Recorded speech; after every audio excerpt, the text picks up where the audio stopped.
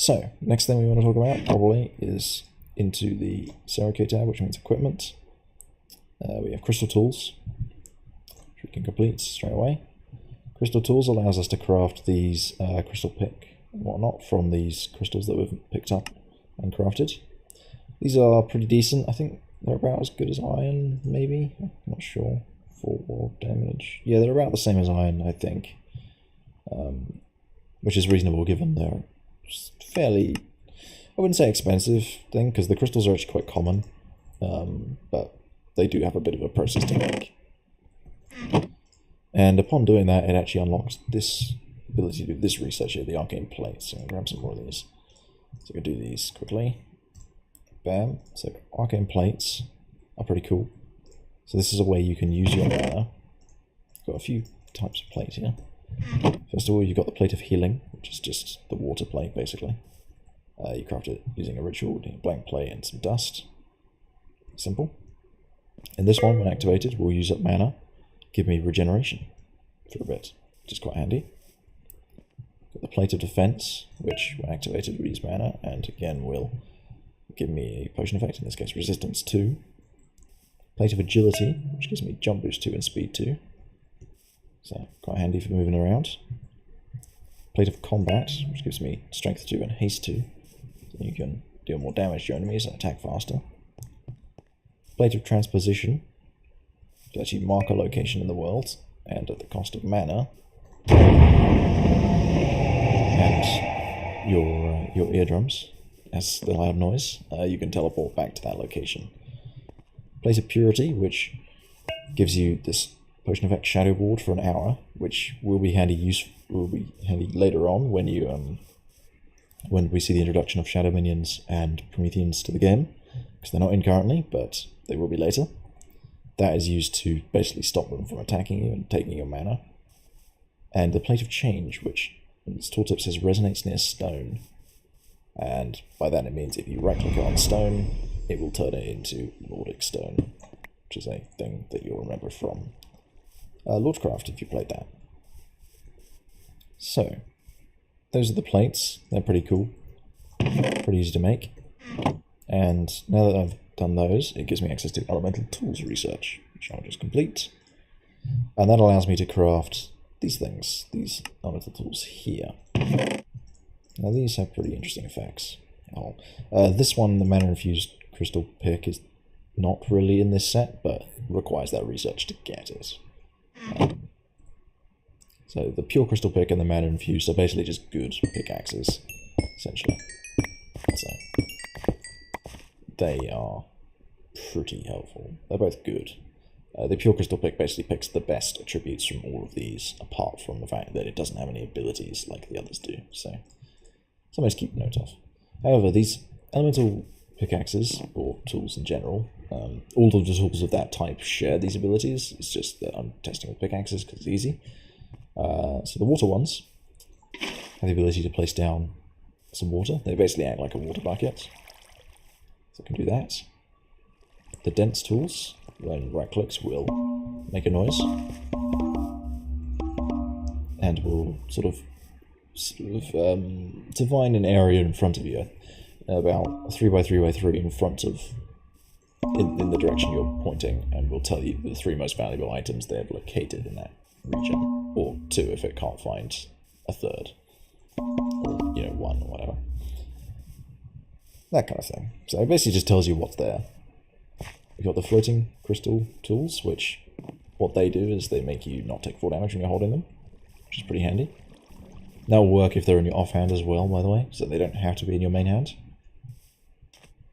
You've got the searing ones, which are the fire type, and they can be right-clicked to place fire down. Pretty handy. And you've got the dark ones, which, when you right-click, will sort of teleport you forward a little bit, not very far, and they take away half your health. Half of your remaining health, I should say, actually, whenever cast. I'll switch into peaceful mode, just because that makes it easier for me to test this one. So they can be fairly useful to occasionally escape, like falling into a hole or something, but they're not that massively helpful, but they do have good stats. So They and the light ones share the highest like mining speed and attack speed out of the lot. And the bright ones, which are the light variants, place down the magic anomalies or the glowing anomalies or whatever that create light. So pretty helpful that. Yeah. So that's the crystal tools, or the elemental tools, I should say. And in the book, you'll have noticed in this tab there are these artifacts which are unlocked, and each one of them requires you to use the effects of the tool a certain number of times. So I will not be doing that because it's quite a long process for some of them, particularly dark. But essentially, you just use them enough and you'll unlock the research for it. But I will instead show you the abilities of them. So, the damp artifact gives you water breathing when whole, so you can breathe underwater, and when right-clicked, place a water bucket. So these are effectively utility versions of the tools, so they're not like... I would say that they're kind of more designed to be... They're meant to be more usable in the sense of you don't have to have the specific tool stats. You could combine this with any tool that you want, and they don't have that issue there. Anyway, and they're also generally more powerful. So, for example, the dense artifact works like the tools, except that it detects things much further away. I believe up to 48 blocks down, or forward, or whatever. And much like the tools, it makes a different noise depending on the value of the item it found. So you see, I found iron, it produces quite a high pitch noise. But if I point it up here, it finds coal, it produces a much lower pitch. So the pitch determines what it's found in terms of value. So you could find something really good, potentially. So crystal, for example, worth quite a lot. So it dings quite outly there. Floating artifact prevents you from taking full damage when held, and when right-clicked, will sort of leap you forward in the direction. This can be quite good in combination with Elytra, as it can be used instead of fireworks to boost you forward or whatever, and can allow for indefinite flight so long as your Elytra doesn't break. So put mending on it or whatever to deal with that. The Searing artifact places fire and also makes you immune to fire damage when held. Murky artifact gives you night vision when held, and does the teleport effect over a much longer distance, mind you, and also it doesn't hurt you as much, only does a quarter of your remaining health rather than half, so it's better in that sense. The bright artifact has the ability to place down the anomalies, same as before, and if I can find some mobs, here we go, some llamas.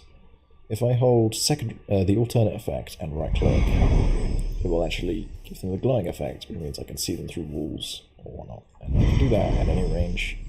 So it can be quite useful for, say, locating a cave underground, for example, or a PvP scenario to keep track of your opponents.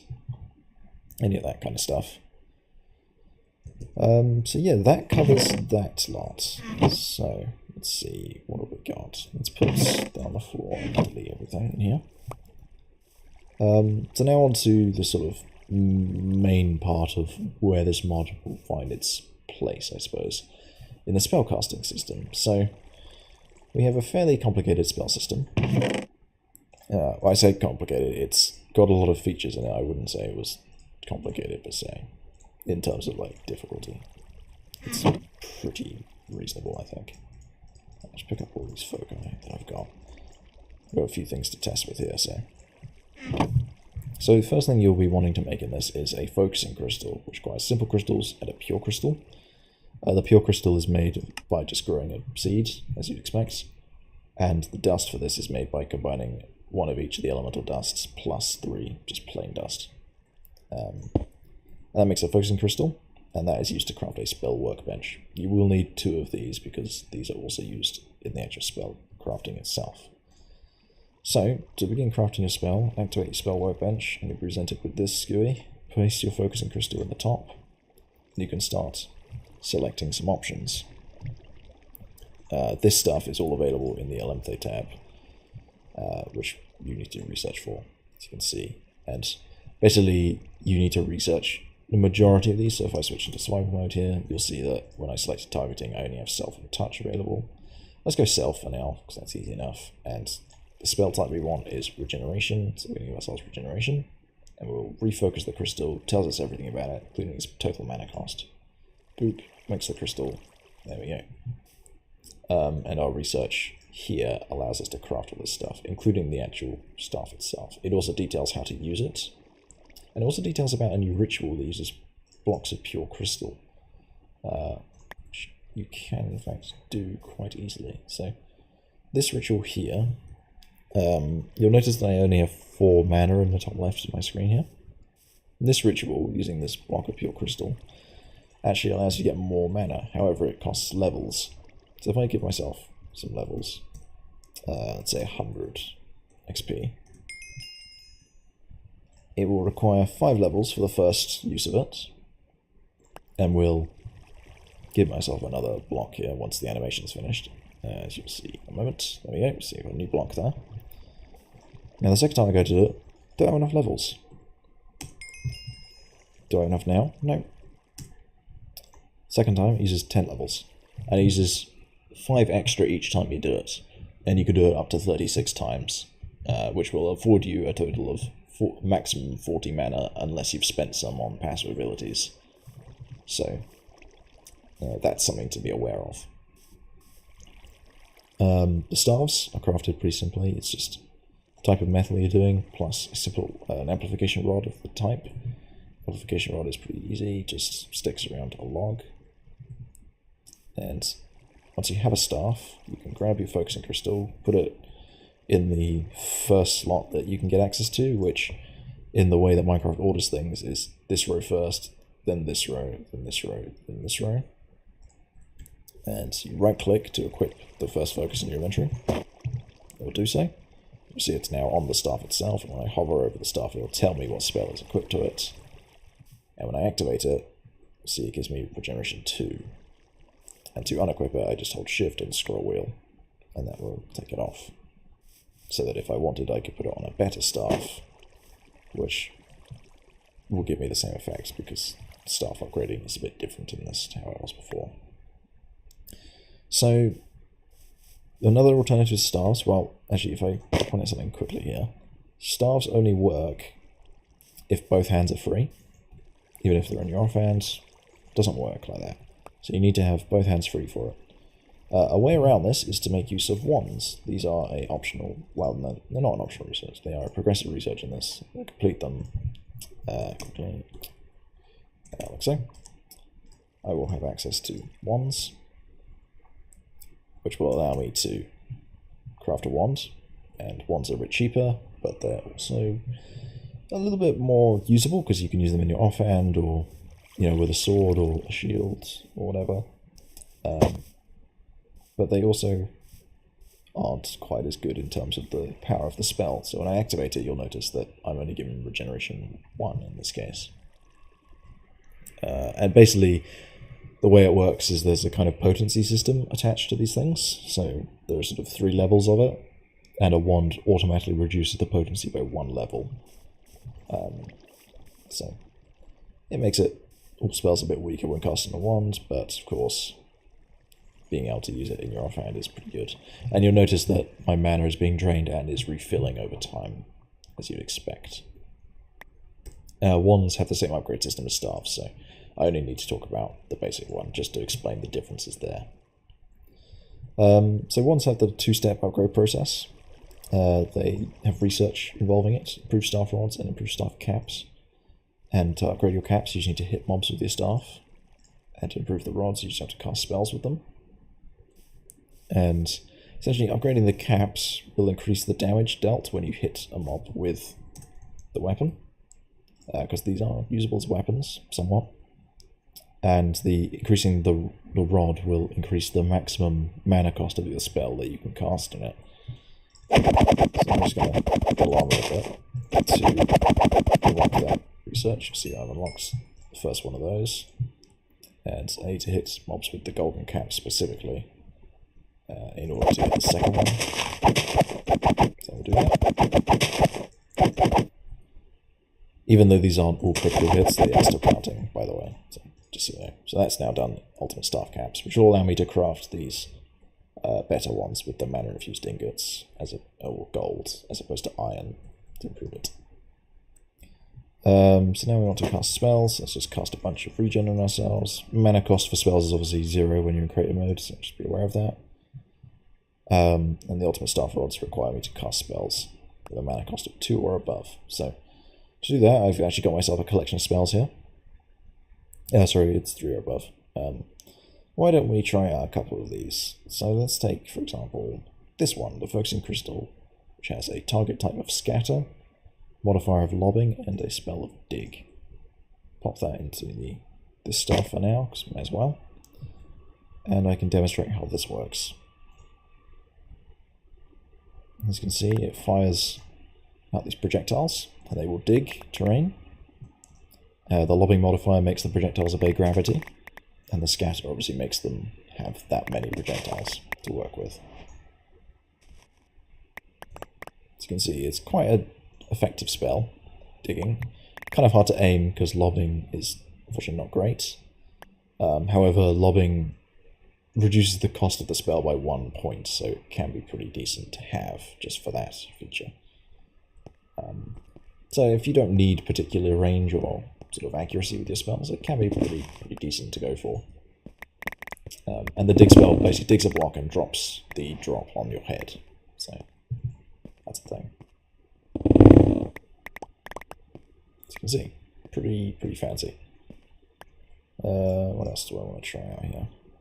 Let's try out this channeling spell. So there's a different spell focus which is known as channeling, and this basically fires a beam out that deals the effect over time. So for example, if it's on this llama, it will hit it every so often. And this is the frost effect, which gives you the frostbite thing, which is basically slowness combined with poison, essentially. It has an upgraded version, which is the hypothermia, which you can get with a higher potency level, which is basically withering combined with slowness, so it will actually kill the target. This one will not. Something to note is that channeling does not work on staves, because channeling actually lowers the potency level of the spell by 1, and wands, unfortunately, because they do the same, the potency level starts off at 2, that would give us a potency of 0, which basically means it can't be done. So wands cannot cast channeling spells, but we can, of course, do it like this. Channeling, of course, as a sort of contemplation to that, is makes it cheaper. It reduces the cost by 50%, which will compensate for that. Another spell type is Gravity Well, which fires out this projectile that pulls things towards it, which is pretty cool. It does actually affect the player, but if you hold shift, it will stop affecting the player.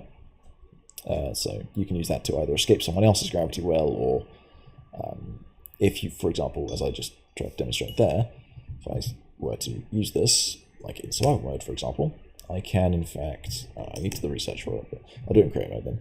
I can in fact use it to travel somewhat. Of course, I have caught a llama here, which is an issue because gravity well actually stops moving if it hits something, such as a mob or whatever else. So that's that. And once you've done all of this stuff, so once you've cast enough spells, and you complete this research, I really need to let's just send out a bunch of these just to demonstrate that. Just because they are the right cost. I will complete that research and get access to rune casting, which I will complete, and I'll also do advanced runestones. So runestones are craftable using a more complicated fusion ritual, which is 4 mana infused ingots and some stone, and the advanced one is 4 mana infused ingots and a Lordic stone. Also 8 mana, so you need to have done some of those researches, some of those rituals to get more of this. And these resolve the issue that you've probably already noticed. It's kind of a pain to switch between different focuses, right? Runestones aim to alleviate that problem by having multiple slots available. So in order to equip a focus, you just simply right-click, as you'd expect. Shift scroll wheel, instead of unequipping it, will instead switch to the next slot, where you can equip a new focus. and if you hold alternate effect and scroll wheel, it will pull it out instead. So that's how that works. And if you scroll the other way, it goes the other way. So these allow you to cast your spells. So expect this is touch dig. It will even tell you which one is currently the active one. So projectile gravity well here. We have our Trinity Flame here, I believe. There we go. So there are a bunch of different foci to work with. And I'll be adding more as I continue developing this, I'm sure. One of the ones I've been thinking about doing is a kind of arcing one, or a cone one, so similar to how the staves in Lordcraft work, where they're an AoE in front of you as like a cone effect. That is something I'm planning to add, probably in the second beta for the mod, at the moment. But we'll have to see how it goes. Where's the other one I wanted to show? So if I unequip all of these, we can now look at the advanced crystal runestone, which has 6 slots instead of the usual 3, which is pretty cool. As you can see here, we're using a new focus targeting type, which is selected block, which basically creates this little hitbox thing and will tell you what's going on. The spell type in this case is blink, so I can use that to TP around. Pretty nice. This will have a mana cost of some description, 2 in this case. I put frugal on it, which makes it cheaper. That's something you can research. Our scattering ability here. Flame Trinity, touch dig, gravity well. Oh, and we've got some other things. This is arc. Oh yeah, something else I should point out is that spell types such as Trinity, this one here, if I hold alternate effect, instead of going horizontally, they will actually spread vertically. And this is the same for this one here, which was in arc mode. If I switch it to alternate effect, it will go in a horizontal arc instead. So something to keep note of. And that is kind of the spell system, I guess, in a way. There's an awful lot of options here because it's designed to be modular. You get to create your own spells. I will say that some spells don't work so well, per se. So, for example, blink, right? That teleports you to the location that gets targeted, as it were. So whether that be the place you're looking at or the place that the projectile lands. Say, for example, you combine that with scatter. You can probably see where this is going to go wrong, right? Seeing as all those projectiles are firing, what's going to happen is it's going to teleport you to each one of their locations as they hit something. Or not, because they do despawn after a certain length of time. But yeah, something to be aware of, that will happen. So yeah, I think that pretty much covers everything that I wanted to talk about for this video. The mod will be coming out fairly soon, I think so. Yeah, hope you guys enjoyed, and I will see you next time when I talk about whatever the next update is. See you guys then.